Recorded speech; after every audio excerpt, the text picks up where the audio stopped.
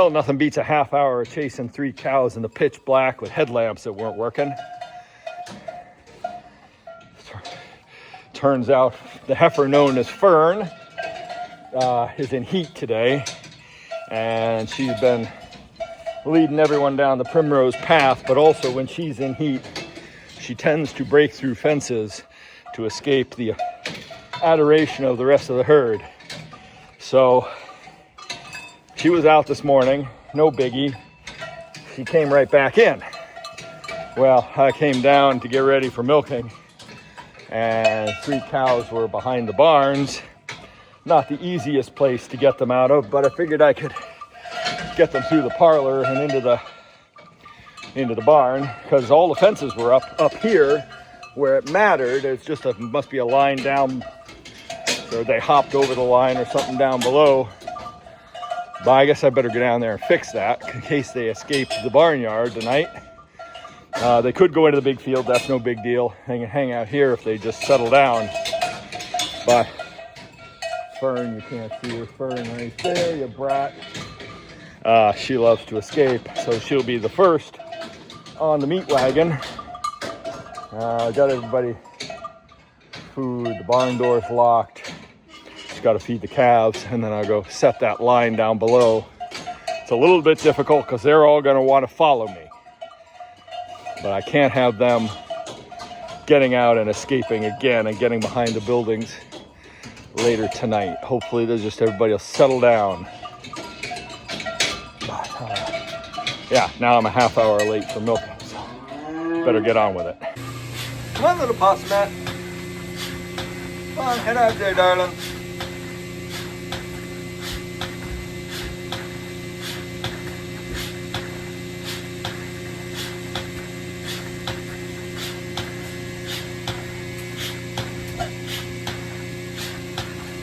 Darling, you can't come through here. You have to risk it with the moo cows.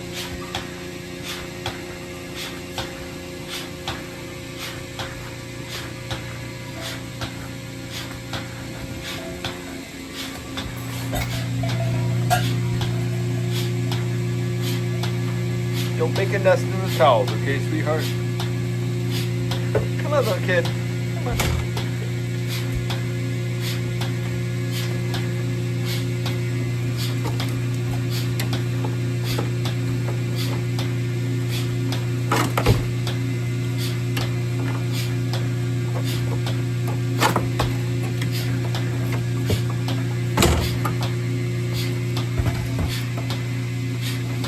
Oh, why did you come back to me? Go out the door. That day, I was... Oh, look, apples.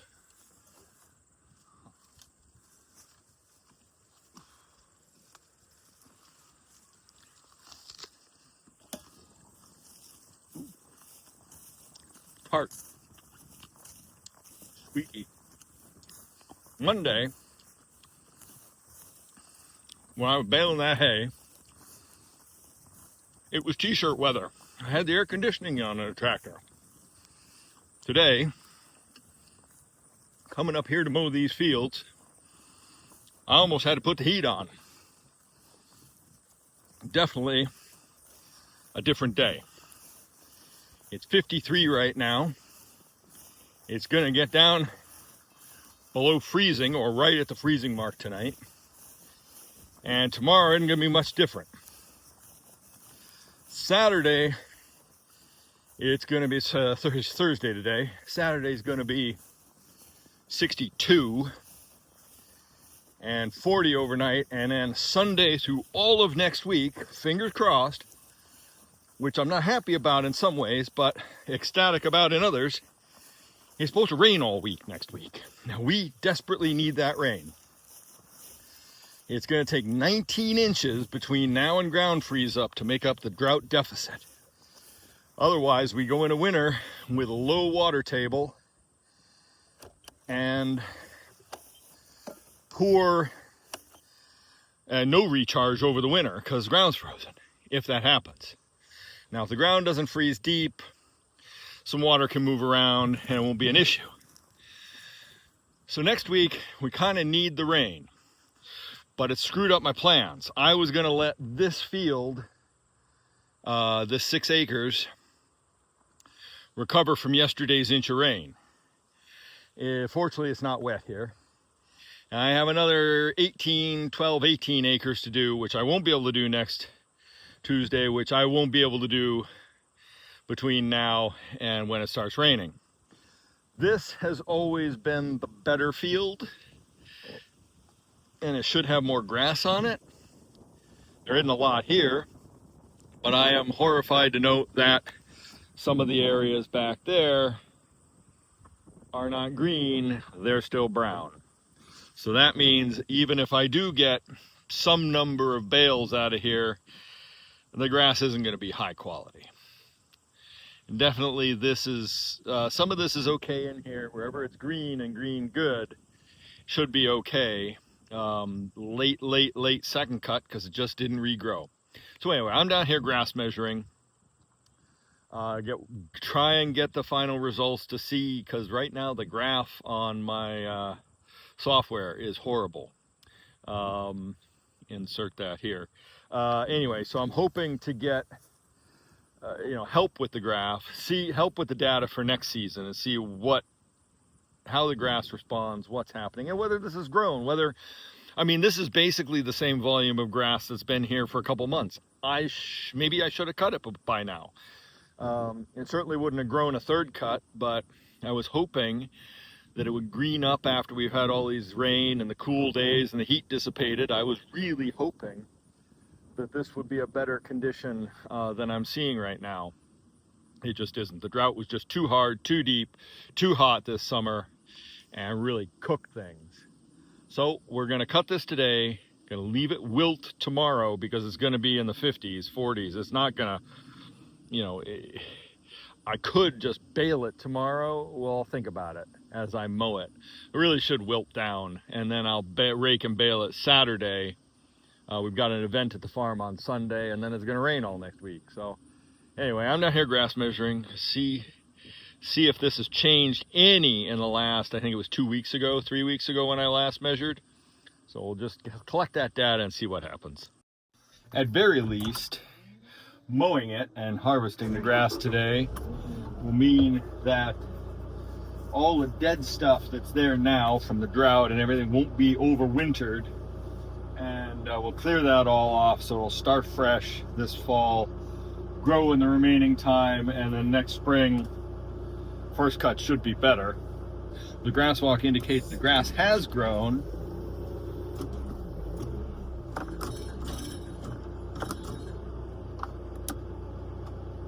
and that's a good thing.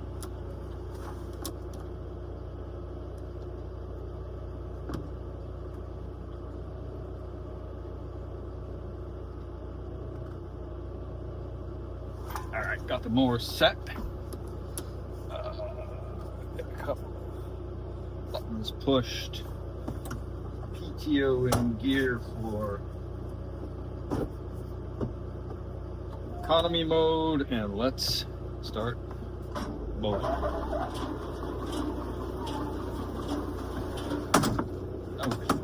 Don't break the window fully. Grass measuring stick doesn't fit well in here.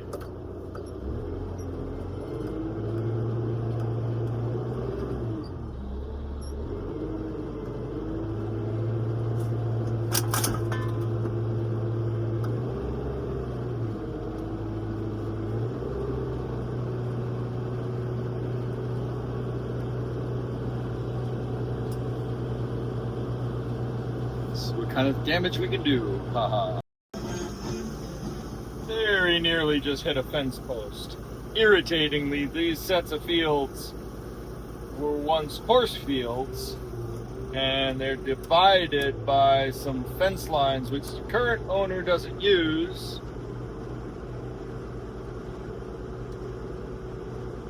But they're still here. And I just about took out the mower I bent the mower last time I was mowing, because I got too close to one and just bent the safety railing, and just about took out, because they're not evenly spaced. They're or rather they aren't spaced in a great, nice line. So I gotta pay a lot of attention cutting this edge of the field as I go around, or I miss a bunch of grass. I'm scalping the field a little bit strongly this time, only because I need the volume. I need to clean up the field. And with the cool, rainy weather coming, I think it should regrow and rebound pretty quickly. I also have to spread manure on this field somehow. I've got to find a way. Not having big enough and compatible enough manure spreader to haul manure to this distance. It's about 3 miles from the main farm. So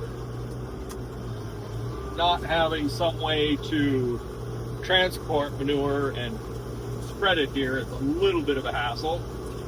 I gotta find a solution to that before ground freezes. I have until December to be able to do that. The sooner I get it on, the better, because it also will help kickstart regrowth.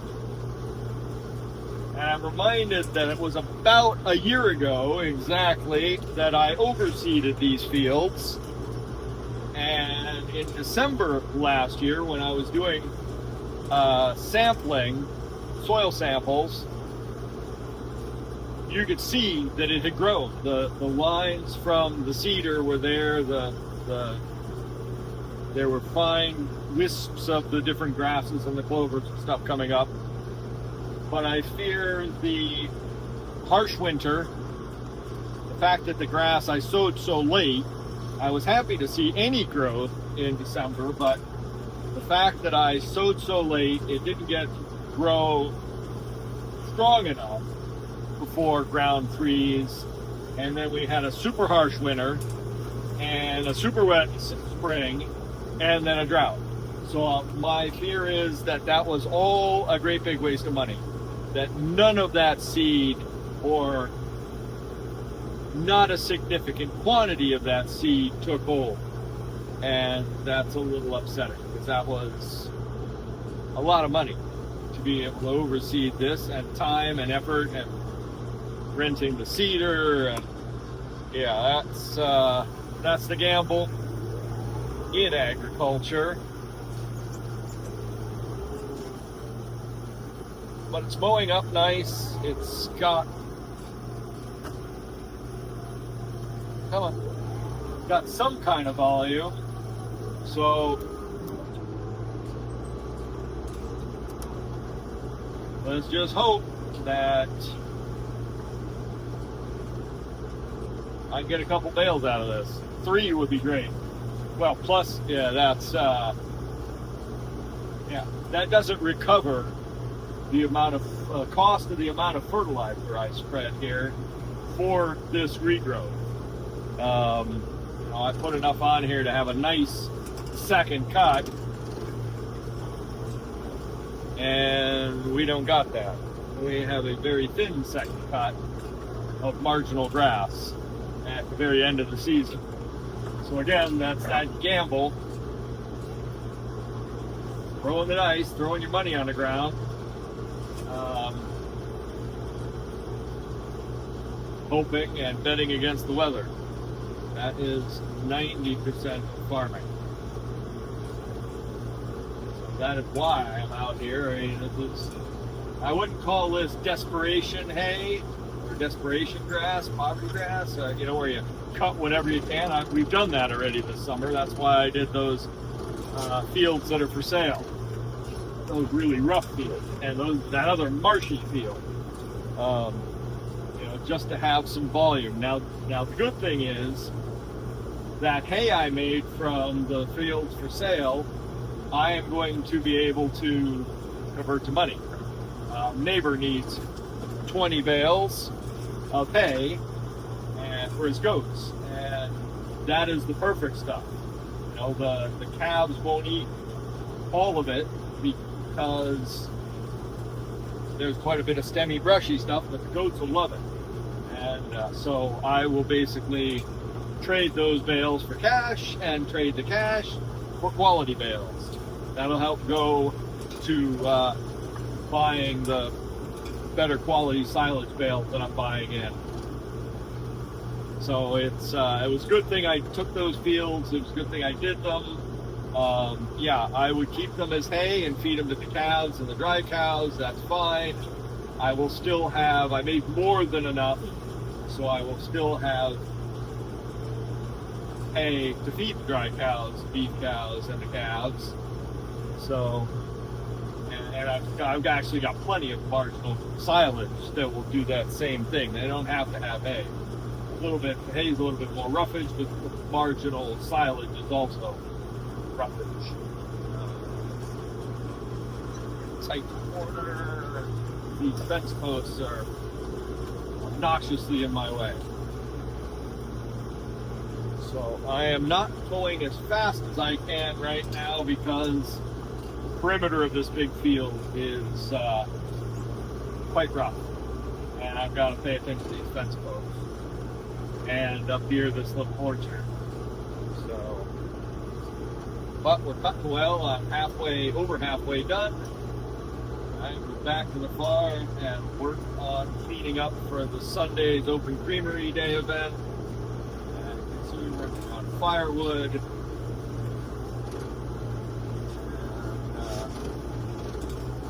doing all the things I was planning on doing today, which weren't cutting this field.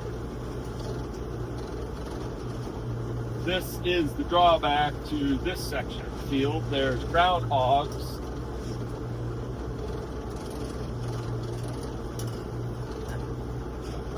That rut up this field on this edge and leave divots.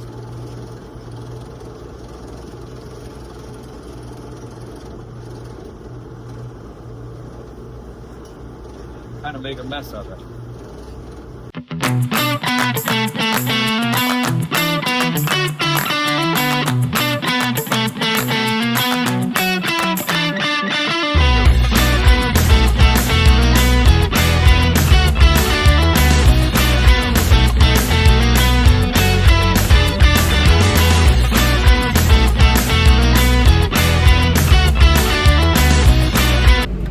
Well, that's me done. About exactly when I thought I'd be done, which is good. Looks like a decent crop of grass for what it is. Anything I'll be grateful for. Really, idealistically, pull your truck off the road there, buddy. I need 12 bales to break even on the amount of fertilizer I spread, both before first and second cut. There were only 3 bales or 5 bales off of first cut. I'll have to double check. And I'd be surprised if there's 3 bales off of this cut, which is not bad, seeing that I just got 4 bales out of 12 acres. So 3 bales out of 6 acres would be an improvement on that. It's just a drought, you know. We don't irrigate our fields in this part of the world. We rely on rainfall, and that wet spring just left us late. You know, this could have been a third cut, basically, because in a normal year, if I get my act together, first cut is done by the first week of June instead of the 3rd or 4th week of June, and then it regrows and you cut 35, 40 days later, and then you go again. Yeah, I don't know. I would like to be able to get 3 cuts out of my better fields. Now that field definitely needs fertilizer, hopefully manure spread this year. That would help a lot, help build up the soil organic matter, help it retain moisture in the drought, and it needs lime. So those are things I'm gonna have to work on improving before December, whether I can make that happen. And it also needs roll, so I need to, you know, I have 3 pieces of equipment I really need. I need a spiked aerator, field roller thingy, I need a rake, a better rake, and I need a manure spreader. The rake, I was about ready to bite the bullet on one because they lowered the price. It's on sale, and there's 0% financing, and it seems like it might be the thing to do with very little money down.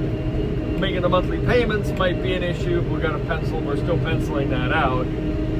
But I was called by the dealer the other day, and he said, you know what, if you can swing it at all, right, I gotta take four-wheel drive out. If you can swing it at all, do it,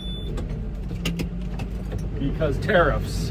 He's thinking that the next, any new stock any dealer gets in at this point is gonna have tariffs on it. And the one that I'd be buying won't have tariffs on it. And the tariffs are kind of punishing for European equipment. Well, it's another stellar day today. And a bit of a different day, though, than the other day. I don't know if you can see that white tinge out there. Yeah, we had a hard frost last night. Got down to well below freezing. When we got up this morning, it was 29. Just out here checking to see if the tomatoes and the plants I covered, let's see what happens. The sun's on that. It got uncovered with the wind or something. The zucchini won't survive. There were only a few left on there, but I don't care about the leeks and the kale and the cabbage. They're all great in the frost, but we had quite a few green tomatoes that we're waiting to ripen. They're just on the verge of turning. Yeah, we'll see later today. I think those covers may have prevented a hard frost from touching the fruit. The kale will thrive. I don't care about that. That'll be good. But yeah, the zucchinis are probably cooked. I just hope that it doesn't affect. I have no experience with frost and silage making, so I have no idea if this weather last night, will affect the silage grass I cut yesterday. It shouldn't. If anything, it should make it wilt a little faster. It's only going to top out at 50 today, 50 in the low 50s anyway, and so that'll be okay. It's going to be in the 60s tomorrow, which is why I'm going to bale that stuff. Plus, I've got a lot on today, and one of our cows is sick, Luna. Combination of things, so I'm going to have to run to the vets at some point. Probably not today, but tomorrow. I don't think I can if I'm baling, because it's an hour away, and I don't think it's chilly outside.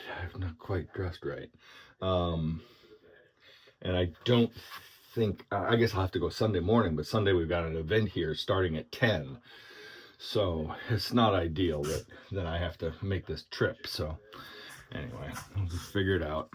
Slight problem. I parked the tractor there yesterday after mowing. Keep it out of the way, except the hay grapple is caught behind the tractor. I was going to throw it on the skid steer this morning to bring a bale to the cows, and I realize now the bales are covered with some lumber I was moving around, so I got to get that off of there. And I'm going to bring one of these bales to the cows this morning. Guess I'll just use the forks on the skid steer. First, I got to start the skid steer and get it warming up because it is cold. Let's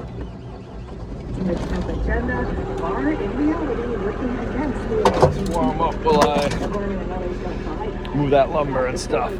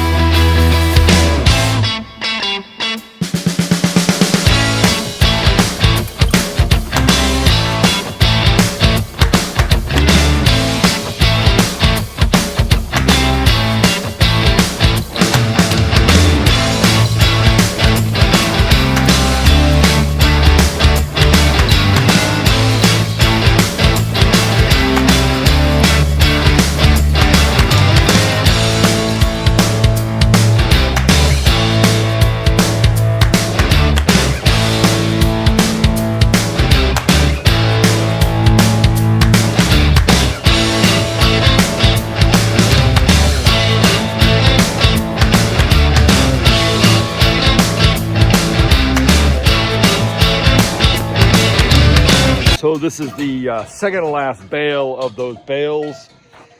In that field I baled right after fixing the baler, and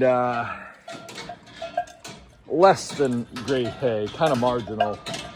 And you can see here's a clump of that mud I was fighting, caught up in a bale, and that causes the bale to go off. Not the whole bale, but there'll be clumps of mud wrapped up in this. And I've been having a lot of problems with this weird white, pink, and black mold, and I'm assuming it's because of the high moisture when I baled it and the mud and the contamination. Like I said, this is the last of those bales. I have a fairly high waste from these bales because of that, but also because of the stemmy nature of the field and the fact that these aren't pure grass fields. And there's a lot of fern, a lot of bracken, there's a lot of fern and a lot of berry vines and saplings and stuff in the field. You can see my high level of waste. That was from the last bale. And it's just stuff the cows reject. The stuff here they won't eat. Every morning I clear it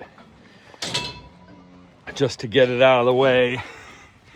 And yeah, stuff like this is just unacceptable. Last year I didn't have any of that. It was strictly because of the mud and the wet conditions I was baling first cut in this year. They're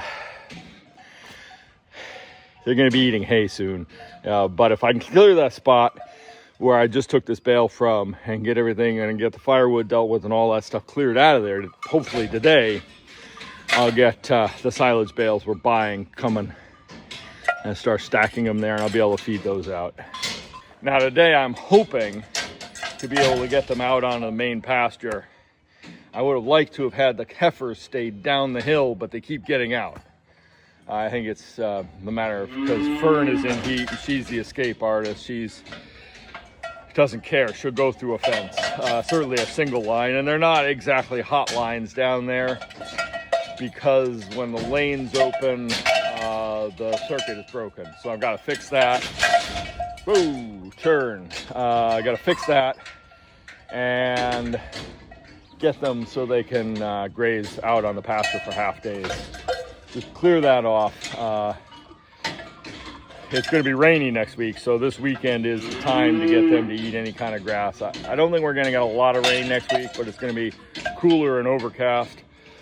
So tomorrow I'm going to be baling the field I just cut yesterday, and then as soon as I get an opportunity to go cut the last, definitely the last 10 acres, but possibly another 6, I will do it. And the 6 acres is a marsh, and it will be late first cut, but it's I just didn't have the opportunity. It's so rough in there, I don't want to break any equipment.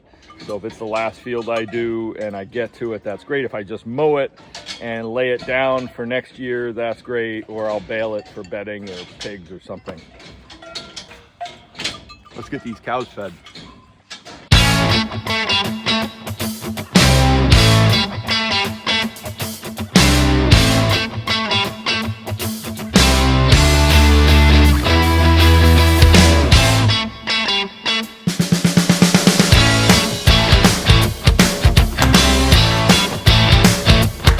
And just like that, we're into some good silage inside the bale. It smells great. It's still got quite a bit of willow and other brushy stuff in it. But the cows will pick through that. They'll get through the bale. And by the end of milking, they'll be eating good stuff. All right, I gotta go set up the calves with the new feeder and some hay out in the front field, get them prepared and ready, used to eating out there for the weekend when we've got visitors. People can see them, they like that. I have to clean the barn as soon as I can get the cows out onto pasture. But for now, and then I gotta take care of the container calves and pigs. The parlor ready too. We're milking late this morning because it's part of that triptych series of Wednesday through Saturday where I've got to, where I'm milking because Allison's either making cheese or on deliveries or getting ready for deliveries. And today we're backwards because, yeah, Friday's a cheese making day, but Allison's actually making cheese, starting to make cheese now before milking. So she got to drain the tank and wash the tank so I can put this morning's milking in it. So I'm holding off till all that can be done so she can get an early day making cheese because she's got an event to do tonight. So she's trying to get the cheese made in a more timely fashion. Hopefully it works out so she can leave and go to this event at the local co-op where it's one of our sellers. Honey buckets getting delivered because we figured this month we've got so many things going on here, and with the continued drought we don't want everyone using our toilet and wasting our water and filling up our septic tank. But I wish, need a bucket brush so I can really need some way of sweeping this driveway cleaner because my tracks on the skid steer do make a mess. All right, what was I doing? Gonna get that feeder on the skid steer forks and go feed the calves in the front field.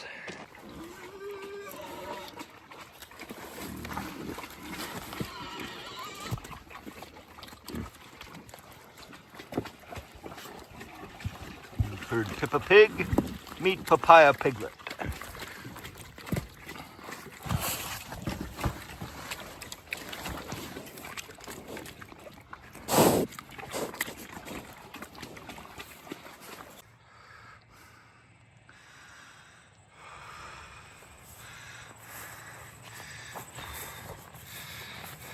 Now this is a desperation move. I've decided to split the herd.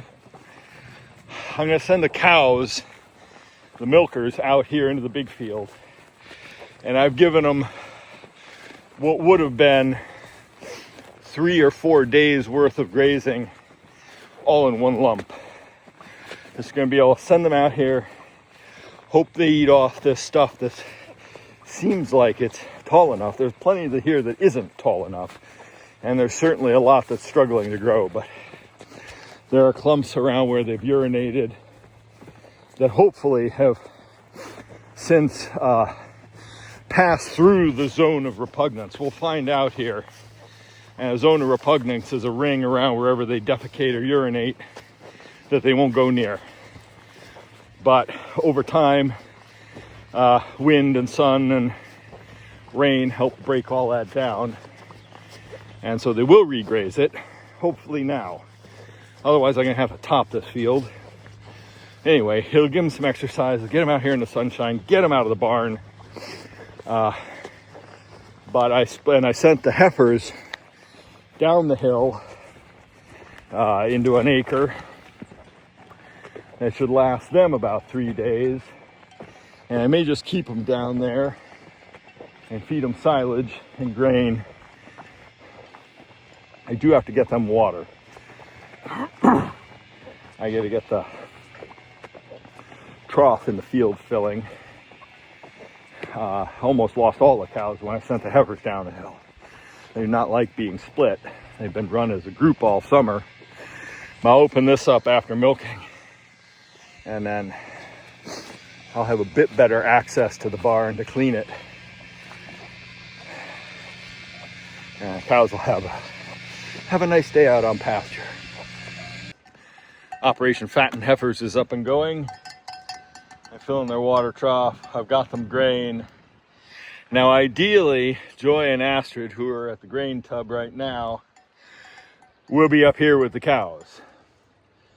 They are pregnant, we hope, fingers crossed. We're going to double check them next week. And the other 3 are open, so they're not going to be bred because they're leaving the farm. So Joy and Astrid don't actually need the grain right now. They're quite robust, as it were, enough. They're easy keepers. They're getting fat off of silage and they're growing their calves. A little bit of grain now and then won't hurt them. It's the other three that are a little bit thin, need a bit of bulking up. And they, because of Joy and Astrid and because of the other cows, haven't quite got the nutrition they needed to grow as well. That's my fault. I couldn't just grain everybody because the big cows would riot. They needed to be separate.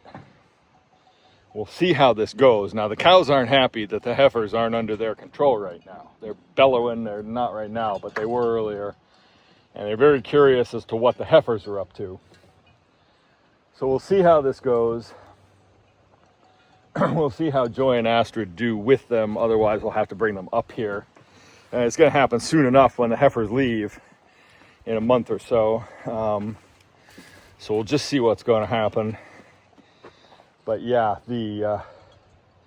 and certainly if I start feeding the heifers hay or lesser quality silage, then they're going to need that grain to make up the nutritional difference. That's pretty much the only reason we grain. We don't give them a ton. We just give them a little bit to boost their energy, trying to make up for the difference that the poor quality forage, what it lacks.